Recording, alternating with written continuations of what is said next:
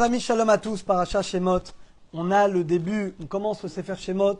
C'est le livre de l'exil et de la délivrance qui va germer.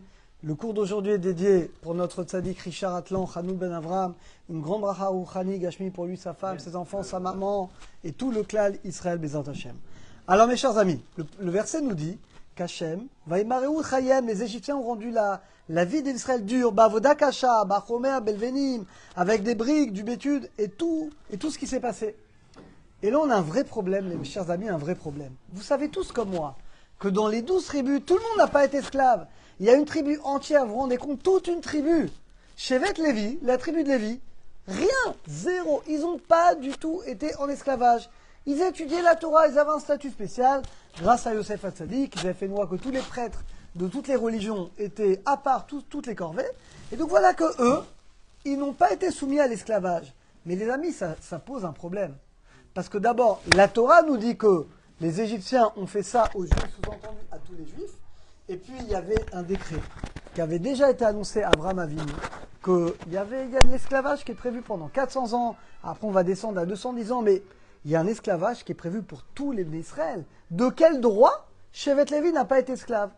Regardez ce qui est écrit dans Zohar Kadosh, incroyable. C'est écrit qu'ils ont rendu amère leur vie, Bavoda Kasha, avec un travail dur. C'est quoi Avoda Kasha? Dit le Zohar, Zekushia, c'est des questions dans l'étude. Chomer, c'est quoi Chomer? Chomer, c'est le bitume. Le Zohar dit Kalva Chomer, c'est les raisonnements a fortiori. Belvenim, c'est les briques. Et dit Liboun Halacha, c'est l'étude approfondie de la Halacha. Bechol Avoda Basade, ce sont les Braïta. C'est-à-dire que le Zohar nous dit que tout ce verset-là, qui parle d'esclavage, on peut le traduire dans l'étude de la Torah. Sous-entendu que la tribu de Lévi également était esclave, mais pas esclave physiquement, mais esclave au niveau spirituel. Ils étaient soumis à quelque chose de grand. À quoi ils étaient soumis? À la Torah. De là, mes chers amis, on apprend que Abraham, on sait que Brit Ben Abetarim, Hachem avait déjà annoncé à Abraham le décret qu'on va être dans une terre étrangère pendant 400 ans et que Veivdu Veinoma et qu'on va être asservi. En réalité, il faut séparer le verset en deux. On va être dans une terre étrangère, ça c'est obligatoire pour tout le monde. Tous les juifs, on est tous dans une terre étrangère qui va être l'Égypte.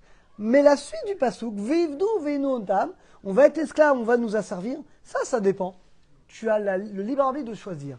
Soit tu es asservi par les goïms, soit toi-même tu vas te soumettre, tu vas étudier la Torah, et en te soumettant à la Torah, eh bien tu t'acquittes finalement de ce décret. Alors vous allez me dire, c'est joli, mais ça n'a rien à voir avec nous. C'est uniquement pour l'époque de l'Égypte. Écoutez bien mes chers amis. Ce qu'on dit maintenant, ça s'applique pour chacun d'entre nous. Où c'est écrit? C'est une Mishnah que vous connaissez tous dans Pirkei Avot, dans le 3e chapitre. La Mishnah a dit Kol hamekabel alav ol Torah. Celui qui prend sur lui le joug de la Torah. Quelqu'un, il prend sur lui vraiment d'étudier, de faire des efforts, de réfléchir. Pas seulement d'étudier comme ça, mais vraiment d'être investi dans l'étude. Maveri mimeno, on lui enlève ol malchut, toutes les corvées du roi. Ol be'echeret, et on lui enlève le joug, les difficultés de la parnassa.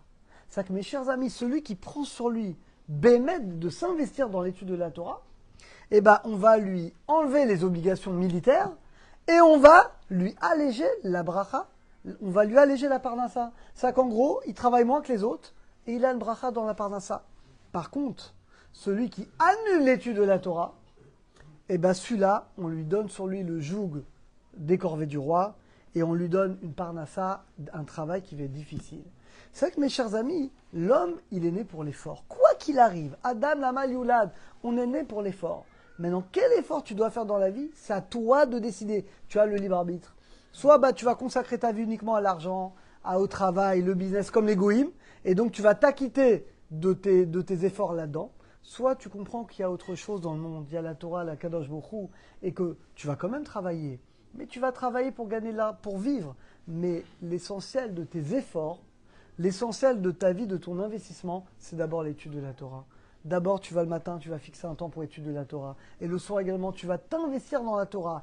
L'effort que tu vas faire dans l'étude de la Torah, ça va te donner une aide prodigieuse qui va finalement te donner une bracha spéciale dans la parnassa et t'évacuer finalement de toutes les formes d'esclavage. Et Bémet, le Rambam le dit. C'est un Rambam qui est connu qu'à la fin de Shemitah Yovel. Dit le Rambam, pourquoi Lévi, ils n'ont pas eu d'héritage? Vous savez que toutes les tribus ont un héritage dans la terre d'Israël. Mais les Lévis, ils ont des villes, mais ils n'ont pas d'héritage à eux. Dit le Rambam, parce que eux, ils sont consacrés à Kadosh Baruch Hu. Et comme ils sont consacrés à Kadosh Baruch Hu, les Fikar, ils sont séparés, l'Ochim Milchamot, ils font pas les guerres comme les autres tribus, ils héritent pas, mais ils sont uniquement consacrés à Kadosh Baruch Hu. Continue le Rambam, Lo Shevet Levi Bilvad. Et là, c'est extraordinaire. Écoutez bien cette phrase. Et dit le Rambam, c'est pas seulement la tribu de Lévi.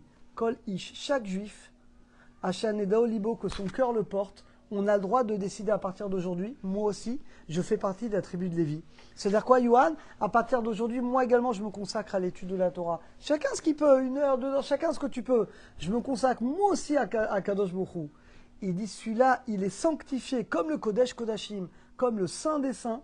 Il est avec Hachem. Il méritera dans ce monde-là d'avoir ce qu'il a besoin. Et il méritera évidemment le monde futur. Donc en réalité, mes chers amis, tout ce qu'on voit dans cette paracha, la tribu de Lévi, c'est pas seulement la tribu de Lévi, c'est quelque chose pour chacun d'entre nous. Encore une fois, on a le libre arbitre dans ce monde, qu'on le veuille ou non, mes chers amis, on est tous des esclaves dans ce monde. Soit tu es esclave de ton travail, soit de ton argent, mais dans ta vie, quoi qu'il arrive, tu es esclave de quelque chose. Celui qui est intelligent, il est esclave, serviteur du maître du monde, de la Torah d'Oshpou, et tu es tout en haut, tu es avec lui. Celui qui est malheureusement, qui ne réfléchit pas assez, qui n'a pas assez d'émouna, qui ne prend pas de recul, eh ben, il vit comme les goïms, il est esclave de son travail, il est esclave de son argent, il est esclave de l'image l'image qu'il veut donner des autres, etc. etc. Eh ben, c'est ça le libre arbitre, mes chers amis. Donc, est-ce qu'on est comme Shevet Lavi et on applique dans le Limud Torah, ou alors ce que finalement, on est comme tout le monde et on est esclave des autres? Alors qu'Hachem nous aide bémet à comprendre que le but c'est de servir uniquement à Kadosh Baruch Hu, de servir la Torah, et que comme ça, comme dit la Mishnah de Pirkei Avot, par le mérite que chacun d'entre nous prend sur nous l'étude de la Torah, et ben Hachem il nous met tout en haut, et là dans ce cas-là on a une bracha et matérielle et spirituelle. À très bientôt à tous.